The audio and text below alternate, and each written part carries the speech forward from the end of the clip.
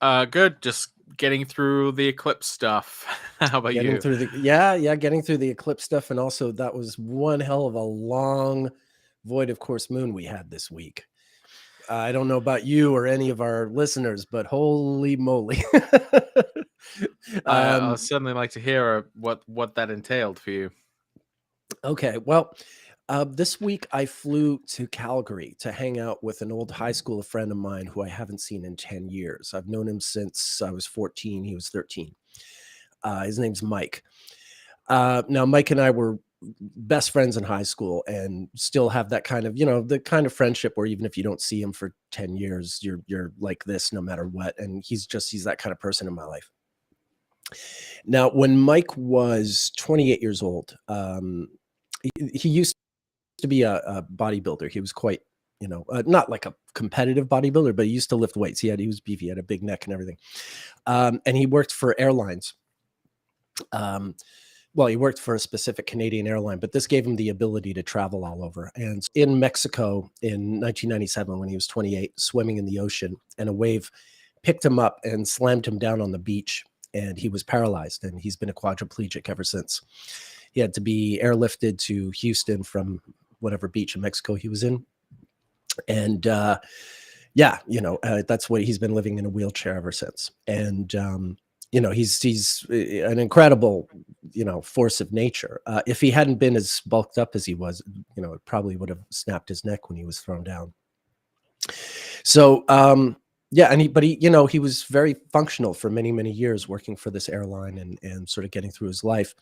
But the airline laid him off a couple of years ago. And so he's been living on disability and, just relatively, a really sort of sparse existence, which is hard enough considering that he's disabled.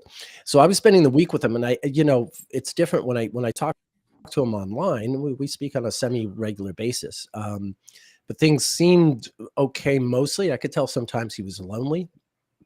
But when I got there, I realized like he's really, really struggling and, behind on this bill and that bill. And so it was sort of, and also I had to sort of, lift his spirits a bit. So the void of course moon specifically, he drives a car despite being a quadriplegic. It's kitted out so that he's got a little movement in his hand and he can do all that. But because the car also has this whole like system to like descend his wheelchair from the back seat and lay it on the ground, and then he has to slide himself out of his car into the wheelchair. So there's a lot of like electricity. Story short, he didn't even know he had to replace the battery in his car key, and it had gone off. And we were driving, and when we had to restart the car, it wouldn't start. And we were stuck in a place that was very cold in Alberta. And I had to do all the sort of figuring out. So it, and get his key battery changed and get us home safe and all this stuff. So, there was just, that the void of course moon was specifically sort of being stranded in the cold with a car that won't start. And the fact that sort of, Mike couldn't do very much to help himself out. So that was my experience with that. I mean, the eclipse stuff, I think we see going on in the world, maybe if it connects strong with your chart, like maybe if it happens close to your birthday or something like that, then, it's a little more personal. But that void of course moon, holy moly, that really was, it just felt like you were falling and you didn't know when you would land. It's really funny, because the literature tells us like not to do anything or not to make big plans or anything during the void of course moon. But I just happened to witness my father-in-law, who's staying with us right now, buy a house during that void of course moon, and I was like, well, I mean, there's nothing that should prevent this except for, I actually looked at the exact moment that he made sort of the final call to finalize sort of the offer to buy this place, and electionally it did look good, but the only problem was that void of course moon, although it was happening in his natal fourth house. Okay. So I wasn't, on the one hand, I mean, ultimately, I figure based on the fact that the transiting rules of the first and seventh seem to be pretty good, the moon itself was still void. Now that that sale has not been absolutely finalized yet. We still have a 30-day period before it goes through, which is that is a lunar month too. So we'll see how much that void consideration really holds up, because this was like a proper void moon. It wasn't Right. even like a No, kind no, of this fake this void moon. no, no, this was a full on and a long one, right? It was like Right. 70 hours. It was a long Yeah. one. Um, So yeah, we'll see what happens with the house. I mean, okay. because he seems absolutely set. It seems like it's absolutely going to happen, but maybe we'll find out in about a month. If this really happens or not. But yeah, I saw that while it was kind of happening and thinking like, wow, that moon sure is void. Yeah, no, no, for sure. um, Well, you pointed out just last week, I think that Obama announced his candidacy during a void of course moon, and weren't there some other void of course Well, moons in his yeah, timeline? Don't so technically, I mean, I guess depending on which definition of void of course moon you're using, those events weren't void of course moons. If you're using the strict Hellenistic definition of a void of course moon, where no aspects are made to the moon, for within 24 hours. 30 degrees actually, 30. the whole sign. Yeah, if the Okay. moon goes Right. through a Okay. whole sign without making any aspects to other planets, which is a very rare occurrence, especially if you add in the outer planets, um, then those events where people using the other definition of void of course moon, where it makes no aspects to any other planet before leaving the sign, then those events weren't really true void of course moons. But it's true that yeah, if you were using the definition of um, it's a void of course moon if the moon makes no other aspects to a planet before leaving the sign, then the day that Obama announced his run for president back in Okay. 2007 Okay. was So a if void moon. you were using that, Yeah, definition. if Okay. you I don't think of that. I just think of the Hellenistic one. oh yeah, Um, honestly, to me, I kind of take notice of when it goes over a day. If it goes over 13 degrees, goes over. That's yeah, that's what I Yeah, use. it's kind of more like I'd forgotten that if the official rule was 30 hours, but I always thought of it as 24 full hours if it okay. goes, So just which to is about clarify, 12 zodiacal degrees. just to clarify, I think there's three separate ones. So there's like the 30 Okay. Okay. degrees of no making an Uh, aspect. Then there's like the 24 hours or the day long one, but I think it's like the That's medieval that's what one. I've always observed. But it's kind of a moot point because the one we had Yeah, this week yeah, is by any yeah. metric a void Any of course moon. metric, Even the yeah, most severe one, it was still yeah, and right. that was the thing. I mean, that it went on so long and it covered sort of the bulk of my experience, sort of hanging out with Mike and Mhm. yeah, just trying to get him to Yeah, right. lift his spirits and stuff, which in the end worked. So people are asking for about those definitions of what of course mean. I don't want to derail our conversation here by going over this, so I'll just direct you No, to the astrology podcast on the different definitions of the vorticos moon, and there's a vorticos moon, and there is it's very definitive, very thorough explanation of those different definitions. And I know for myself in that time, I've had a lot of business that I've had to kind of put off until I'm kind of still getting to grips with my new role as president of Capasar. So there's a lot of communications going on there. Obviously, I can't say anything specific. I'm under an NDA and stuff, but I can say I think that it's a lot of email and a lot of keeping up on top of what's going on, and so I've just been kind of finding my footing with that. um Something that I've noticed for myself around specifically around the exact time of eclipses, or on the day of an eclipse, is that I tend to have these kind of unexpected run-ins with animals. Um, Either like wildlife or sometimes dead animals or dying animals. And so Hmm. it feels very omanish. It feels, I mean, there's a lot of wildlife around where I live. Mhm. And there was even a fair amount of wildlife back when I lived in Arizona. And it's hard to know what is just sort of confirmation bias. But some of my kind of most sort of disturbing or close encounters with wildlife seem to happen around the times of eclipses. I remember on the day of the lunar eclipse in 2022 that occurred in Scorpio. Mhm. I remember on that day that we were in the middle of moving, getting out of our house in Arizona. It happened in my fourth house of homes and houses, so that was kind of appropriate. But on that day, we saw our cat playing with something in the yard, and so we went over to see what it was, and it was this, newly hatched bird Oh, that fallen out of yeah. out of a nest. And so we tried to put it somewhere safe. We tried to give it some water, some food, tried to kind of nurse this thing back to health. But by the time the eclipse was over, the bird had passed away. The one at 2 Scorpio last October? This was the one in May of 2022. Oh, okay, 25 Scorpio. Yeah.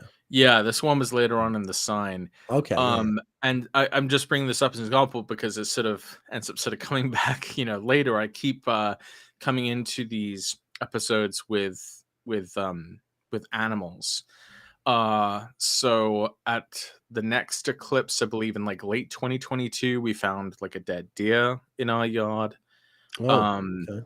there was and then really strangely on the day of the solar eclipse in Libra that we just had, we didn't go outside and we actually kept all of the animals inside. We just we because my wife and I, we're both Leo risings. We both noticed this increased occurrences with like bad things happening involving animals around us. So we're like, okay, keep the cats inside during the eclipse, Right. and we're not going to see any dead animals today. So we decide we're going to watch a horror movie like right around the time of the eclipse, and we're like, well, what should we watch? And I'm like, you know what, Pet why don't we Cemetery? watch Get Out? Why don't we watch Okay, that Jordan Peele movie? right. So one of the first scenes of that film, they hit a deer.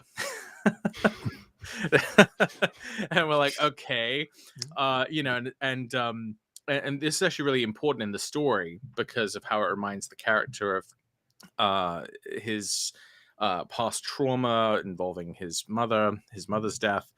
And the other thing that I thought was so strange that about the fact that we decided to watch that movie that day was the connection between eclipses and eyes.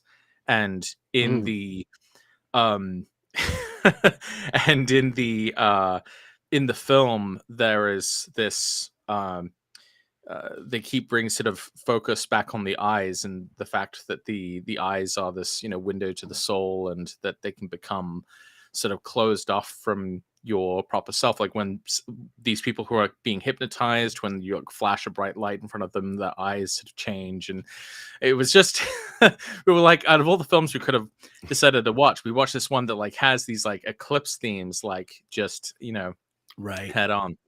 um so for the eclipse that just happened yesterday, um what was it? Oh, I can't remember. I remember the one that just happened yesterday. I was expecting like um an animal theme. I can't, Mm, maybe I'll remember it. I'm like, oh wow, this is incredible. Um, I'll remember it, I'm sure. okay, But okay. in any case, some other things that have happened with these eclipses, the solar eclipse in Libra and the lunar eclipse in Taurus we just had yesterday is um so oh yeah, that's right. So the solar eclipse in Libra that happened in my third house of siblings. And I knew this was important because back in October of 2022, we had that Sun Venus conjunction in Libra in my third house. And my brother announced that, pardon me, that he was going to get engaged. He was engaged to be married.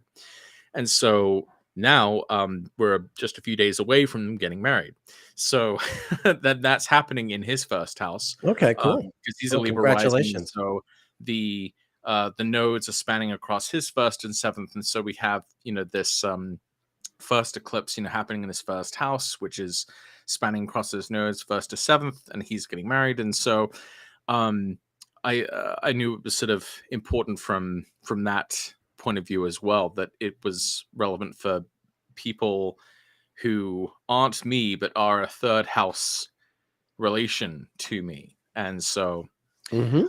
Yeah. pretty clear example of the house coming up in that series of eclipses.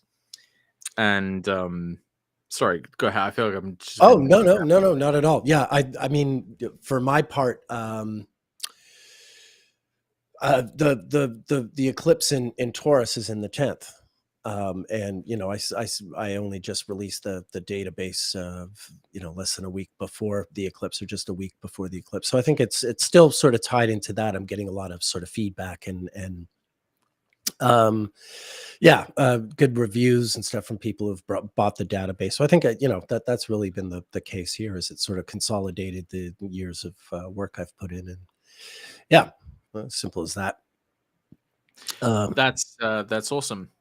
yeah, yeah. Yeah, no, I I hope people get it. It's yeah, fantastic. it's kind of taking off. Yeah, that's been refreshing. So I mean, apart from that, we're in Scorpio season, well and truly in Scorpio season, and we're heading towards the Sun Mars conjunction in Scorpio. The first conjunction in Scorpio since 1991, 32 years 32 years ago, rather. So I am sort of what the hell? I Someone's think, yeah, I think someone's spamming us. What the hell? Okay, gone. All right, I banned them. That's strange. Yeah, so I'm looking toward that Sun Mars conjunction in Scorpio. And chart to chart, I mean, wherever Scorpio is in a chart, typically that Sun Mars conjunction is favorable to the sign. No, not that I expect everyone to have the best month of their life in November, but certainly, like, if Scorpio is a prominent sign in your chart, that Sun Mars conjunction should apply to something advantageous to whatever that house represents. Well, it's a major beginning, because it's not just going to be a Sun Mars conjunction, but also a new moon in Yes. close proximity to that Sun Mars conjunction. So you're having kind of that monthly cycle coinciding with that 2-year cycle, and you're really there's a lot of possibility. I myself am using an election for that, but I'm almost embarrassed to say what it is, because it's actually a really amazing. I told Chris about this. Well, if it's embarrassing, then we have to hear it. And Because it was so. if you've told Chris, you've already been mocked for it. Well, no, he did. No, he was very, very gracious. Oh, okay. But I can't see any of the comments. It says something went wrong. Try reloading the page. I'm going to try reloading the page. Let's see if that helps. Whoops. I'm not seeing that. Okay, it says messages morning right here. It was after you deleted the spam comment. Oh, I didn't comment saying anything about that. So I am using the Sun Mars conjunction as in a very appropriate election. Okay. That's it. I could not have anticipated. In fact, in fact, this kind of took me off guard for how extraordinary it would really be, how on point it would really be. But I guess since I've already built it up this much, I should probably spill the beans, huh? Should I Spill 'em. spill the beans? Okay, all right. Jesus. So okay, so this is a little embarrassing, but Vasectomy? What? no, no. Oh, damn, that would have been a good So, guess, though. yeah. So, well, warm, sort of warm, but Oh, basically, in my chart, I have like a really lame Mars, right? I was born with Mars and Libra in the third house. it has a lot of meanings, but one of the things you might be able to say about someone with Mars that is sort of weak by sign and weak by house is that it might show someone who has less like drive, less driven to take action, Okay. less competitive or anti-competitive. And so part of that for me is because I grew up with three brothers. So I grew up in a very competitive environment with my brothers, of course, at the third house. Yeah. And because of that, I kind of had an aversion to like being in sports with them and like doing sort of Okay. boy things. Right. I just like to stay, as an indoor cat. I Hmm. I like to I just played piano and played with my Lego and read every book we had. I that's how I developed myself because I just didn't want to even deal with the sort of competition, between and among boys.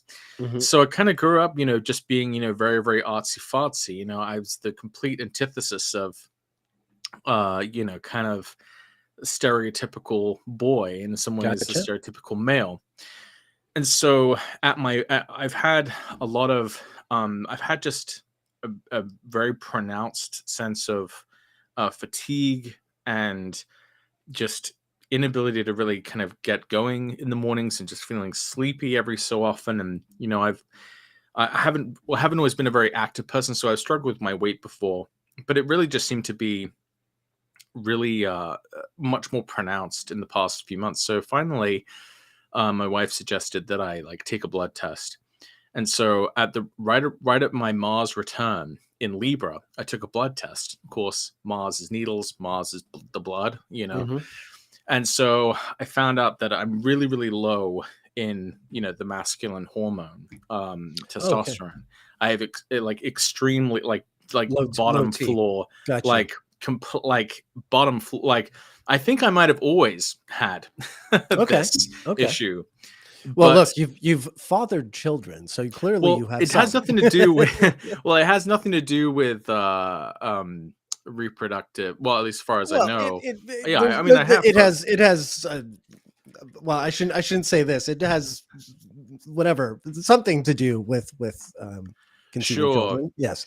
Yeah. Um, So yeah, I mean, it hasn't impacted my fertility. Yeah, I was actually pretty uh no problems in that department, but suddenly after taking the blood test, it was just so ridiculously low, just bottom floor levels that I basically asked the doctor to sort of give me some more guidance about this, and so they prescribed me with taking testosterone. I'm going to try it out and see mm, how it goes. And so I'll be taking the serum of Mars, basically the masculinizing sure. potion, right?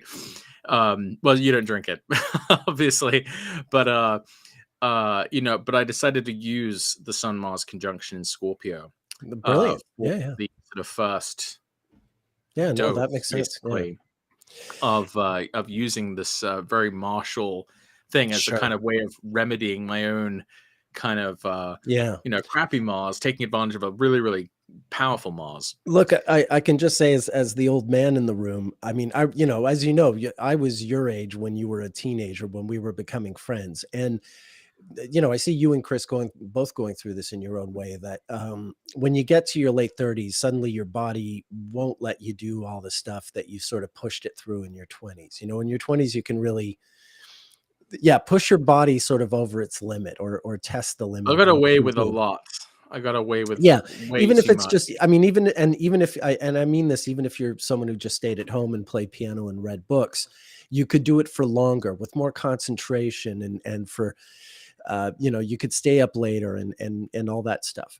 And yeah, just your your body changes and won't let you live like that anymore as you hit your late 30s. So I totally sympathize. Even if I hadn't had the health issues I had, I think it just stands to reason. You get to that age and you just can't do all the same things the way you used to do them. Um, okay. Oh, I'm just see Cosmic Rose says spamming in YouTube is common now. Okay. All right. Cool, cool, cool. Um, Okay, well, what? it looks like it's not quite so bad. I have a couple of people here saying that it's helped people they've known, or Yeah, yeah. um, yeah. Well, I mean, we'll see. But in any case, yeah, Look, I this is the modern miracle. I took a DNA test for like medical anomalies in my body and discovered that my body only absorbs about 70% of the vitamin B that I consume. So I take vitamin B supplements, which aren't for everyone. You know, as we're mhm, finding out that vitamin supplements have really been like way overdone for yeah. a lot of people. You're supposed to get it from your food, but I am like, my body is a case why you do occasionally need a supplement because you have some medical anomaly Mhm. unique to you where your body doesn't process this or do that. So yeah, I mean, this is technology that I wouldn't have had even 10 years ago, and that's made a difference for me. Really, sort of isolating at least part of the reason why I didn't have the vitality I wanted. Wow. All right, we're not doing much astrology here. Well, Um, that's this is astrological astrology. though. Yes, yes, This yes. is astrology because I just thought it was incredible that it was like this stirred up so Oh, clearly with definitely. Mars. Yeah, Take a blood test and a definitely. Mars return, and then I'm taking this thing. What's crazy is I looked at the day that the prescription was filled, and it was my birthday. The day that I entered my first house perfection year, which Oh is ruled yeah, by the sun. And so the first major aspect happening with the sun is this collision with Mars, right. which is right at the date. But here's the craziest part about this is I was kind of looking at like a date on like a time on November 13th to take this. And then all of a sudden I had this voice in my head go like, wait, you've seen that day before. Where have you seen it? And then I looked at my Zodiac releasing from the Lot of Fortune, and my level 2 loosing of the bond is on November 13th, 2023. Well, you'll Um, be loosing your bond. Yeah, I don't know. yeah, right. There's Yeah. a joke So in there somewhere. right. There's a Yeah. I was just punchline so in there. it's just You'll be weird because loosening your bond. I've seen that date. First time I saw that date was 17. I looked at the all of the major loosing of the bond levels I would have in my life, and so that's kind of one of them. So the fact this shows up so strongly on Fortune, makes me a little nervous, but also seems to underscore the potential gravity of doing this, and the impact it would have on me. And so it's I Well, the other thing is that the new moon that day with Mars will also be opposite Uranus, and mhm. I find Uranus often involved when it comes to modern medical technology that we would not have had access to back in the day. I want to can I show you a chart from my history, and Oh, please, yeah, feel free. want to give you a little example. I don't share my chart that often, but in this case, I think I have a reason to do it. Here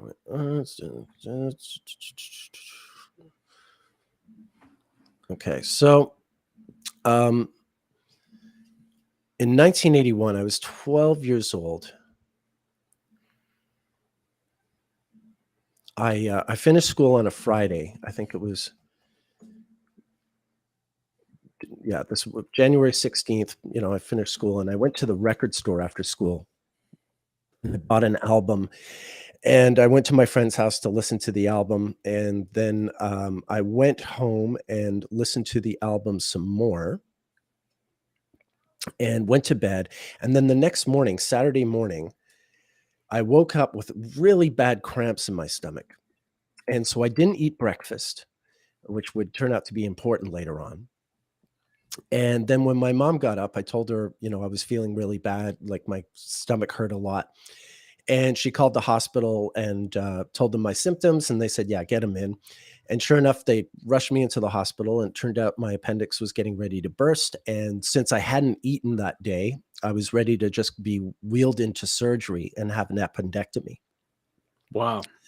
Now, here's the thing. If you look at my chart, um, I have the South Node at 12 uh, um, Libra, and my progressed moon was just coming up to it.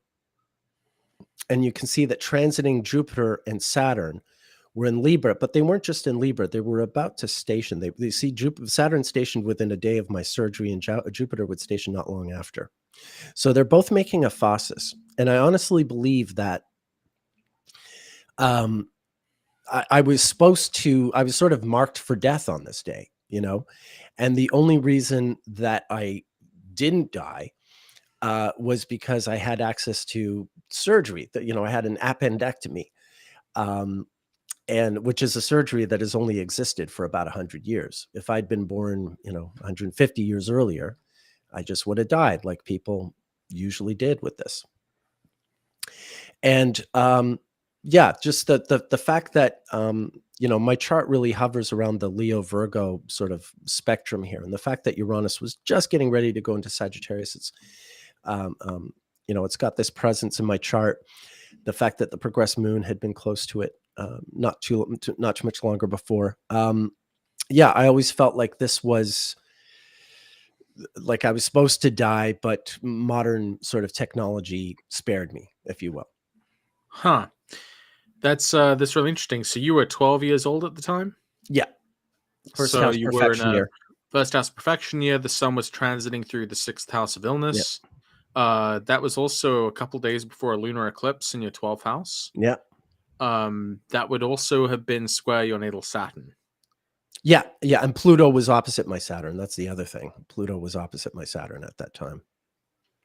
Looks like people have some buffering and freezing issues. I don't see anything on Yeah, this end. I'm okay. So that must be a Is it on my YouTube end? issue. I don't see anything on our end. No, I usually know if my Wi-Fi is wonky or not.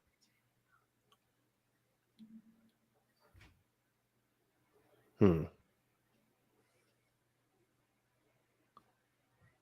Okay. Well, folks, let us know how we're going. I wonder. Hopefully they can still hear us. I don't know how this is Oh, going. oh my gosh! I totally remembered the animal thing. I can't Oh, believe I okay. forgot this. Let's hear it. All right, so okay, so this is why I've had some intuitions that this particular lunar eclipse is like a good one, because the other ones were all like injured animals or like dying animals. One of the things that's been happening over the past 2 weeks is we have a chicken coop, right? We have like 5 chickens, and there's been something that's been trying to dig into the coop, and we had to sort of set up like kind of a barricade of bricks around the edge to stop this critter, whatever it is, from getting in there. But it was actually getting in there, but it wasn't harming the chickens. It was just taking the eggs. So we weren't sure exactly what creature it was. um Sounds but like the a more we snake kind to of me. fortified it, it was, I mean, in all honesty, it's probably like a possum or something like that. But Okay. it's Yeah. something that's really good at digging, though. So we finally um we finally were able to stop whatever this animal was that was trying to get into uh the uh the chickens. And actually I was able to find this out for sure, because I um it had been coming like every morning. We could see evidence that this creature had come.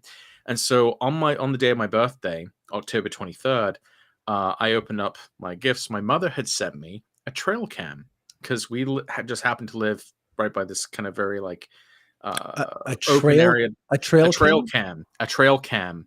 Oh, a So it's a camera to. camera. It's Okay. is a camera you can put up to capture video of wildlife as it passes by. Got you. So Nice. I found this. So basically, I got this like eye, right, that can see Right. things that I can't.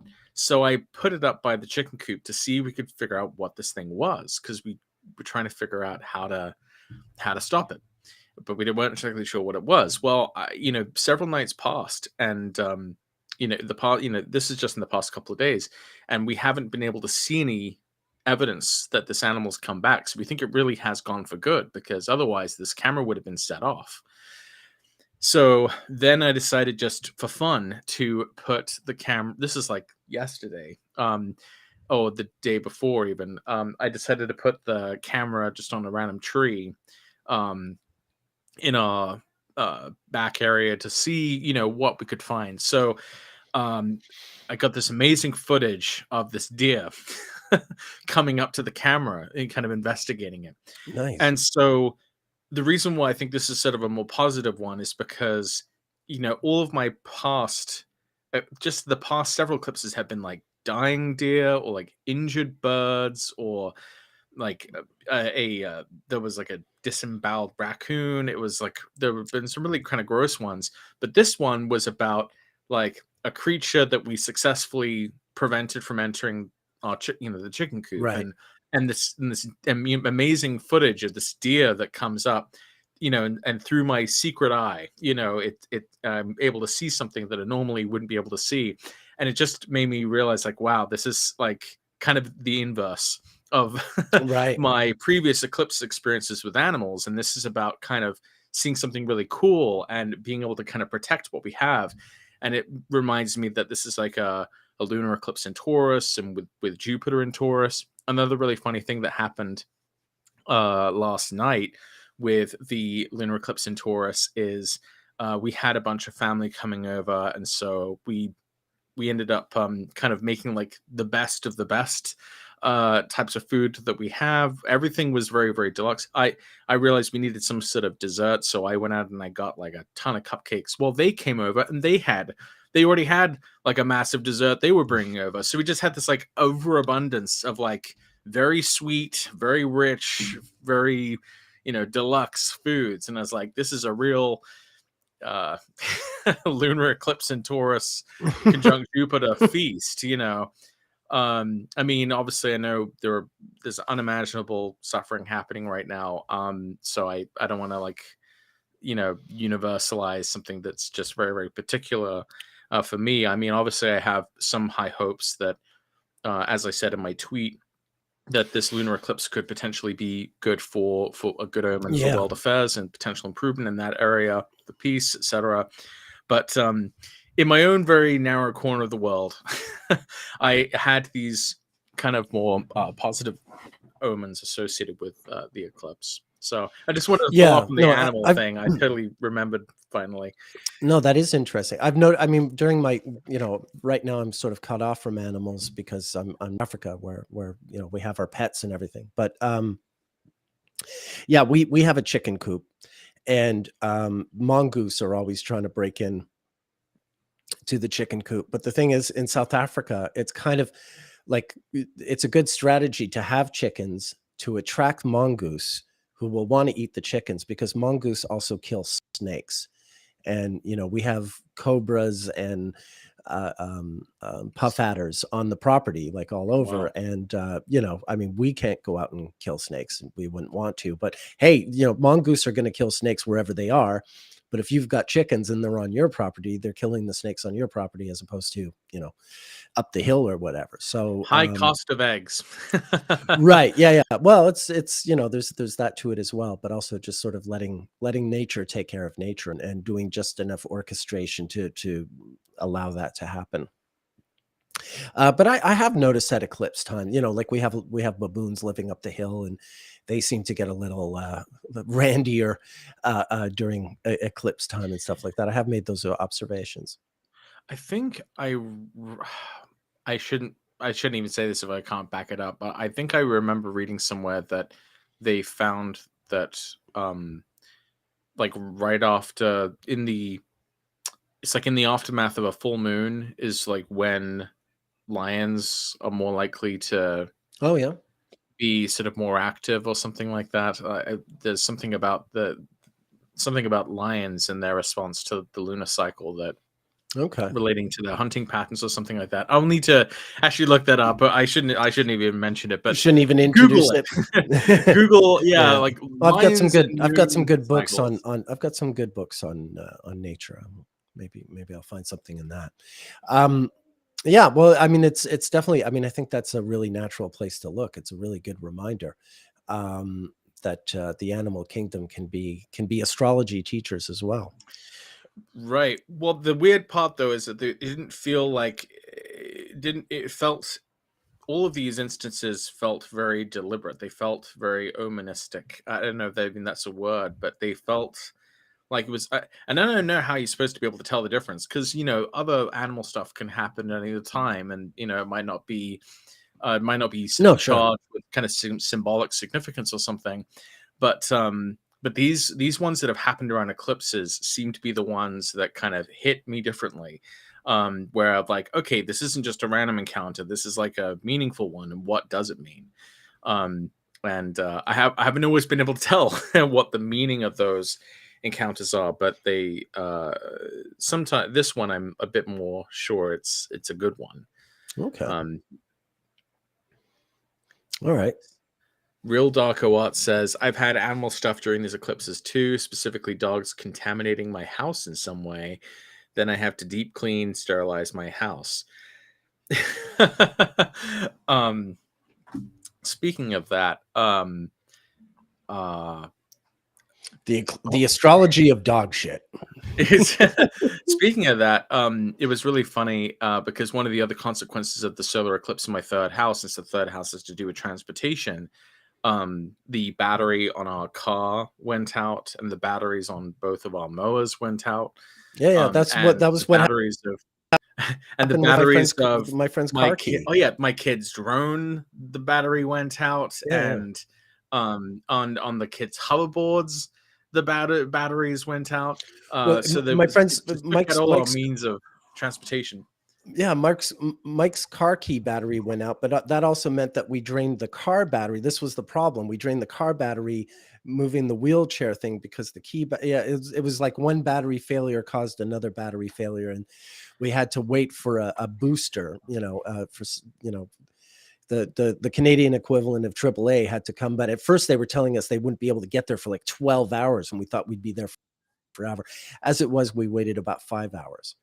For this booster to come. So yeah, that's the failing batteries was like the theme on my end as well. I think this is something people should definitely remember, and you can probably speak to this, Nick, because you've just done a bunch of research with Chris on this. But the like effects of an eclipse, they maybe center on the date of the eclipse, Right. but when you're looking at things like the house that is eclipsed by or you're looking at the house where the eclipse occurs, it seems like the significance of that extends beyond the time frame of the eclipse, and it's more like a chapter heading, and then the chapter unfolds with some of those themes kind of intact. Is that what you'd say? No, that's absolutely true. Yeah.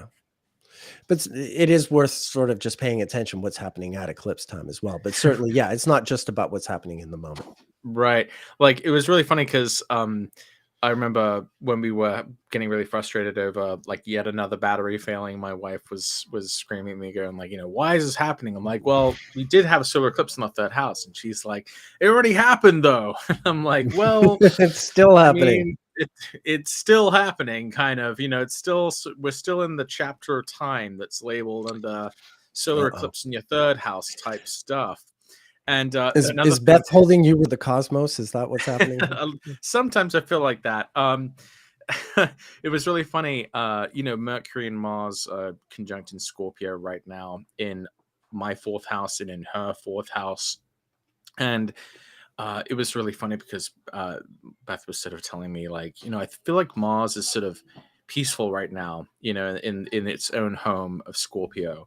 And I'm like, wait, sorry, excuse me. It's at home or it's at peace in Scorpio. Like, I understand what you mean, but I mean, you're literally out there with your dad, who's staying with us right now, with chainsaws, clearing out brush. Okay. On in the yard.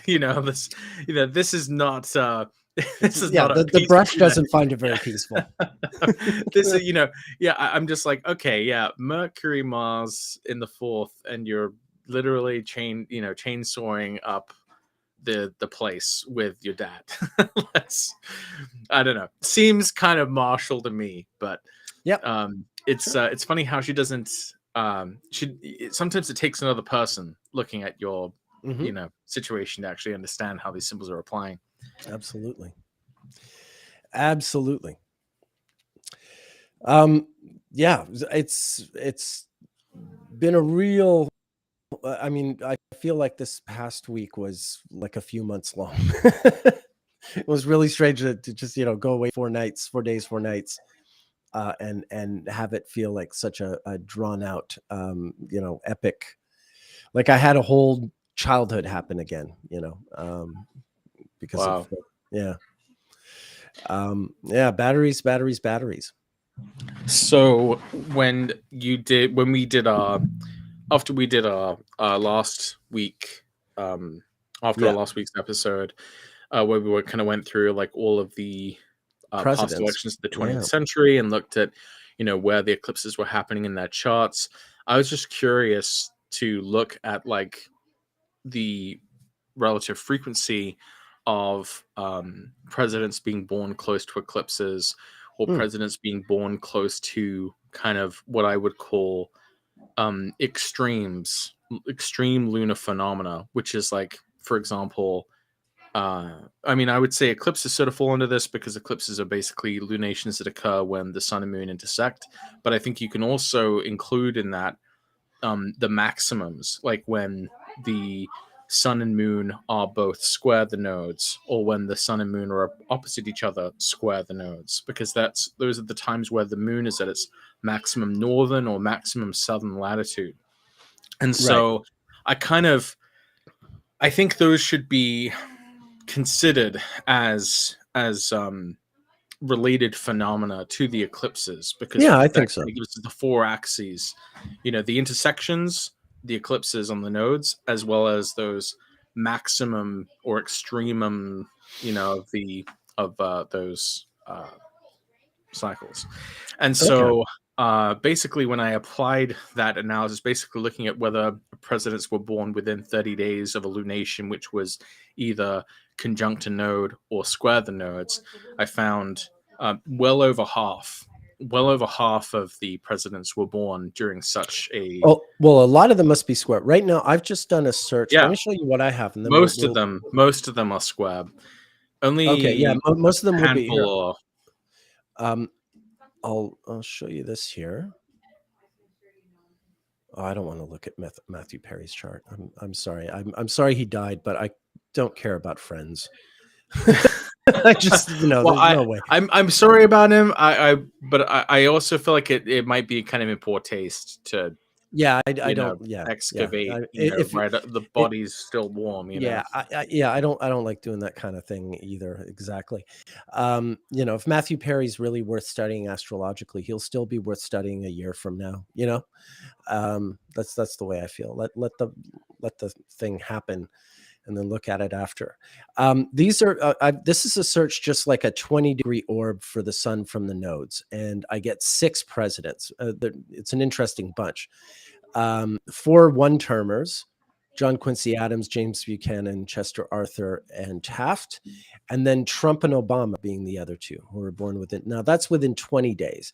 If I expand the search to say I'd say a 30 full lunation, 30 degrees. 30, yeah. Okay, so I'll just change this to 30 degrees. A little extra lesson in solar fire use for our viewers. Yeah, I always get confused about which one I need to alter here, so I just end up altering all of them just like that. But yeah, it should be John Adams, Thomas Jefferson, John Quincy Adams, James Buchanan, Chester A. Arthur. Yeah. See, I have. Um, Well, hold on a sec. okay. We'll go. So I'm going to do a search now with 30 degrees. You're looking at my screen, right? Yeah. Yeah. Okay, so now this is 30 degrees, and yeah, Thomas Jefferson comes into it because he's a bit wider than 20. McKinley comes into it, Harding comes into it, and Truman and W.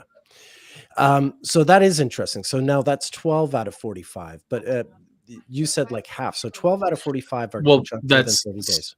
so what I'm looking at are the extremes. So not Right. just the alignments The with, squares. yeah, they're looking at the squares as well. Right. And And the so when squares, you you do also that, get 12. The squares, you also get 12. You get James Madison, Monroe, Van Buren, Taylor, Polk, Fillmore, Lincoln, Garfield, Wilson, Hoover, Reagan, and Biden. Right. So I think there might be a similar way you might be able to break up the moon and sun in a similar way that you kind of do with Venus almost, where because I noticed a few of them, like, because I was kind of surprised for like FDR, because I figured like, well, FDR was such a, you know, literally the only president elected 4 times, you know, such Right. a kind of like on the level of like Lincoln and Washington, I think, in the Sure. overall In arc. terms of Certainly, influence, yeah. and certainly after reading your book, I thought that as well. You know, he's the Uranus and Gemini Right. figure kind of in that Yeah. time. And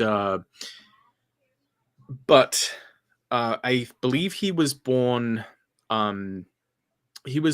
after a North Node solar eclipse, but before, but far away enough from it that we wouldn't really consider him to have been born at that Nowhere eclipse, near. but not, Nowhere near. but also not really, but still moving towards the max north, you know, new moon. Sure. Like his progressed chart would have that. Here, I'll show our viewers Mr. FDR.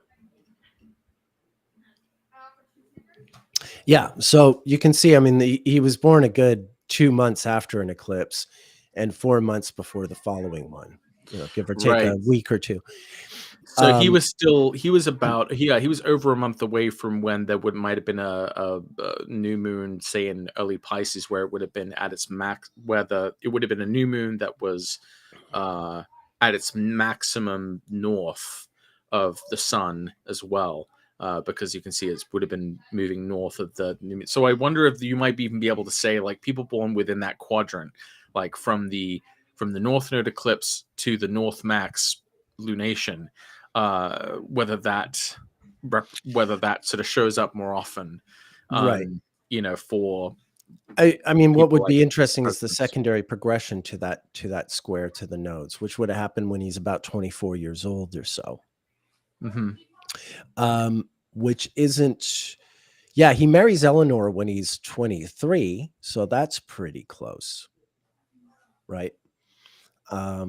He marries Eleanor in 1905 when he's 23, and if his son's about 24 degrees from being square, the you know the bendings there, then you might have something there. Well, it'd be happening this 7th. Yeah, yeah, good point. So there might be something to that, and then I wonder what Eleanor's relationship to eclipses is, because of course I'm only this file. I'm just looking at presidents, but you know, when it comes to marriages and things like that, if you see it in one, then you want to see it in the other. Right.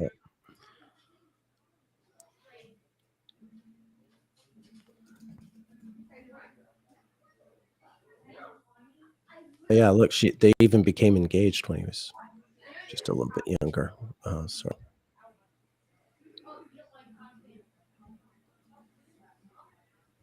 there she is, Mrs. Roosevelt, who is, yeah, she was born close to an eclipse. There you are. Look at that. She was born in the week in between the lunar and solar eclipse. She was, so she, as Austin would probably call her, a Bardo baby. Yes, a Bardo baby. That's right. Yeah. I think there's got to be a way we can leverage like statistical analysis to some of these things, because I mean, some of the patterns you were finding were so kind of striking with eclipses. I would think that, you know, something that could be it could maybe be cracked. In fact, my wife, one of my birthday gifts was very, very generous. She bought me the Sirius program, Oh, nice. which I guess has a lot of statistical analysis and research capabilities, and it even uses, like, I guess, artificial intelligence to break some of the data down, and interfaces with Astro Data Bank. So I've been trying to play around with that and understand how that works, so that I might be able to test out some of these things and really, you know, see how they hold up.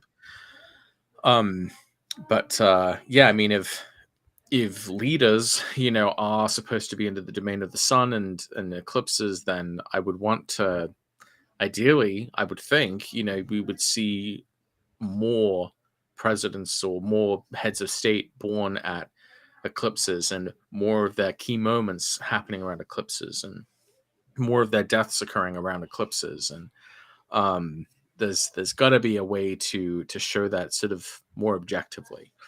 Um, I'm going to do a deep dive on FDR and eclipses because I agree with you. It is kind of striking that he's outside that realm. He of all people. right. Um, when I look at his file, like I do have a Roosevelt file, which I think I did. If you remember, the 1932 and 1936 Yes, were more standard in terms of the eclipses were happening across his horizontal and right, and meridional those are axis. huge years for us. Yeah, that But did come up in the but eclipse. 1941 was that was when the eclipses started occurring in his angles again, rather than the election 1940. And then there weren't any eclipses really going on for the 1944 election, but he did have eclipses on both of his luminaries in that year, and that happened to be right before he passed away in 1945. So it does tell a story. It's just hard to summarize it as a kind of rule or something that you can like definitively um, test. It would be nice to be able to um, boil it down to some sort of Right. um, interpretive principle or thing that is true beyond just conjecture. Yeah. Yeah. Well, I think we can get there. God, it is interesting though, like seeing where the eclipses do happen in his timeline. Um, Yeah, and both Theodore and Franklin Roosevelt survived assassination attempts close to eclipses. Oh, right. Speaking of which, we did talk about the Franklin one on the podcast episode, but Hmm. I had overlooked Theodore. His Theodore Roosevelt's assassination attempt is a hilarious story. If you know, Kept someone on fired going, up. kept going. Yeah, well, he had his glasses case, or he had his speech in his pocket, and he was shot in the chest, like virtually point blank. And because he had this thick book in his pocket, it stopped the bullet. And he was bleeding, but he went up on stage and gave this like long speech, um, despite his gunshot wound. Um, and yeah, you can see Franklin Roosevelt's eclipse, um, when he's elected is yeah, we covered this in the episode, but it's all Hmm. happening in his first house there. Yeah, no, that's pretty wild. Yeah. Yeah, sure is. Um, what was I gonna say? Oh, yeah. One of the figures I was sort of expecting to show up in the news a little more with the solar eclipse in Libra uh, was Kamala Harris, because she Mm. has the sun in Libra and she has the moon opposite in Aries, but she hasn't quite shown up yet. The other reason why I would think this would be relevant is because um, we know that in Biden's chart, this lunar eclipse in Taurus happened in his sixth house. So that's like people who are in service to you, that's staff or employees. I would think there would be like sort of potentially turmoil in the ranks with like a Mhm. lunar eclipse in the sixth house. So I've been expecting to see a little more of that, but I think there's just the news has just been so engulfed by what's happening in the Middle East that it's hard to um uh, other things are less important seemingly at this time. But I do think that based on where these eclipses have happened, that these storylines are probably happening maybe behind the scenes, and maybe we'll understand them better once more time has passed. That's Yeah, another. Good. there might be stuff going on for Kamala behind the scenes after all. So, um, yeah, I've got my own version of someone or something I was expecting to sort of surface because of a sun in Libra, and but it's not people. It's two countries. Here, I'll show you what I'm getting at. Um, I'm a little less concerned now that the U.S. finally the Congress has a speaker again, although it's still a risk. This inner wheel is a 1911 chart for the establishment of the state of China after the revolution, after the Wu Cheng uprising. This regime still exists in Taiwan, whereas the outer wheel is the Declaration of the People's Republic, which ended the Chinese Civil War. So, in other words, this chart is sort of like, it's not the chart of Taiwan, but it's the chart of the Chinese people who consider themselves Taiwanese, who live in Taiwan or grew up there. And then this is the chart for China as we know it, Xi Jinping's China. And you can see both of them are charts that are fairly close to eclipses, pretty close to nodes. And yeah, for the last 74 years, China's been dying to invade Taiwan and reclaim it as part of China, the whole one China thing. Right. And Taiwan has been preparing for those 74 years to fight off such an invasion. But it occurs to me, in the 74 years that China has wanted to do this, there has never been a better time with the Middle East, with Ukraine, and then with the thing that was going on with Congress.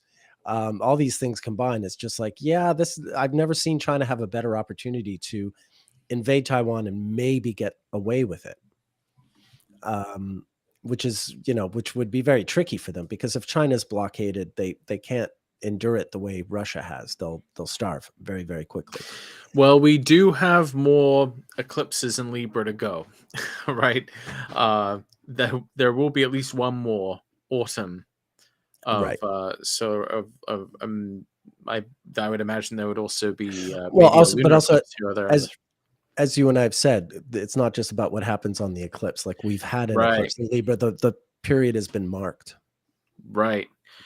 Well, that's a little disconcerting. Although your research too with China has shown like Uranus in the cardinal sign seems to be the kind of Yeah, the yeah, hot but zones. that's when everything sort of resets itself. We're talking more about a period of Mhm. crisis that would lead us into some new age down the road. Um, Janelle says we just made a deal to work with China against Iran. I didn't know that, Janelle. I haven't seen that in the news. I don't doubt you. I haven't seen that. The only way that would make sense is Iran is against Saudi Arabia, and Saudi Arabia is going to be, selling oil to China if they can get it through the States of Malacca. Um, so, yeah, I mean, it's a complicated picture, but I still, even if, yeah, I don't know why China would fight Iran. But if they are, okay, well, that could be, it could be useful to have them as an ally, but I have my doubts. I really have my doubts. Um, anyway, I mean, I hope I'm wrong, but that's been Is my anyone synopsis. working towards peace? is is how about that? Like, um, Maybe Xi Jinping is. Maybe that's why he hasn't invaded Taiwan, despite my thinking that this is perfect timing for him. I think that would be giving him a lot more credit than he's made himself worthy of, but maybe it's true. right. Um, I something I wish I understood better is sometimes it's sort of clear why an eclipse maybe is more favorable for someone else, but unfavorable for another person. When we have like natal charts to refer to, obviously we can maybe tell that a little better apart. But otherwise, it's hard to say. Like, is it? It's hard to tell if it's always good for a sign that an eclipse happens in it. Like, is for example, just thinking sort of more archetypally, solar eclipse in Libra, is that eclipsing the ideals of Libra, of diplomacy, of peacemaking? Is that, or is that um like a is that a challenge to sort of Libran ideals, or is that a a highlight It seems to me that it's been more more the first. Uh, it's been more difficult, seemingly, to kind of reach Yeah, I think it's equilibrium. I think it's a disturbance in the sign, you know. But mind you, I don't know that signs really, you know, like having a lot of planetary activity in them. You know, most rooms would rather remain empty, perhaps. Um, you know, maybe planetary stations in their own domiciles, maybe that the sign likes. But you know, I don't. Do you think, you know, Sagittarius likes having Mercury stations in it? Um, well, also, I guess it's worth considering as well that really the planets are the subjects, and the signs are more like The places, just the yes, environments. yeah, But I guess so. I guess what I'm really asking um, is it bad for Venus's ideals in Libra? You know right, that right. uh, an eclipse happens there. It looks like it's sort of. I think we kind of get the answer is sort of well, yes, but then this lunar eclipse in Taurus would seem to tell us then that uh, Taurian, or rather Venusian ideals again, but in terms of Taurus and physical, material, luxury goods would be the thing which is maybe challenged. But it's with Jupiter, so it's hard to tell if it's like really. It's hard to say if it's good or not. I mean, I know it's like good in my own chart. I think I can see how it works in my own Mm, life, but to make more universal statements, I'm still, it's kind of hard telling, who it's really good for if you don't have a natal chart to refer back to. right, right. Makes sense. Makes sense. Um, all right. Well, I'm kind of burnt today. I think I've had an intense week. I don't think I can do a full on 2 hour thing. Okay, that's fine. Um, yeah, yeah, yeah. That's what we're allowed to do. Yeah, it's been a hell of a week. So I apologize if people want a little more out of us today. But yeah, I'm quite spent. And you're all ready for your Sun Mars extravaganza. So uh, I mean, I will. Yeah, I mean, we'll. That's. I'm still over a week away from that. Because I mean, I could start taking it, but I really want to wait for for the election. the election because it's so, it's so close. Might as well just wait a little longer and then uh, really use it. At that kind of optimal moment. Sure. Yeah, Oh, someone's Rehan Afzal is saying, "Hey Nick, the lunar eclipse was conjunct your moon. Want to share something?" I think it's about my putting the database up for sale. My that's my moon in Taurus has been gathering information for 20 plus years, and so yeah, I think that's relatively unambiguous. Um, so yeah, but thanks for asking, Rehan. All right, yes. I am quite burnt and I have a lot okay. of work today, but thank you as always, Watson. It's been edifying and educational. Who are you, Watson? I'm Patrick Watson. I'm an astrologer. You can find more out about me and my services and my work at patrickwatsоnastrology.com. All right. And I am Nick Dagan Best. You can find me at nickdaganbestastrologer.com. I'm also available for a variety of astrological services. And once I've had myself a good nap today, I'll be in full strength to tackle whatever astrological problems you throw at me. So yeah, I will be doing my solo live stream tomorrow. Please join me for that if you're interested. I will. Oh, good. The data is gold. Rehan says, "Thank you, Rehan. Thank you." Plenty more to come. Keep in mind, I've only put out like 3 files from the database, and the database has hundreds of them. So eventually, we'll have it organized where I'm offering a lot more from my database. But for the time being, I'm glad people are happy. So yeah, I'm live streaming tomorrow. Patrick and I will be back next Sunday. So thank you all. I hope to see you tomorrow. Otherwise, we'll see you next week and have yourselves a great one. Thank you, Watson. Thank you as always. Thank you. See you guys. Cheers.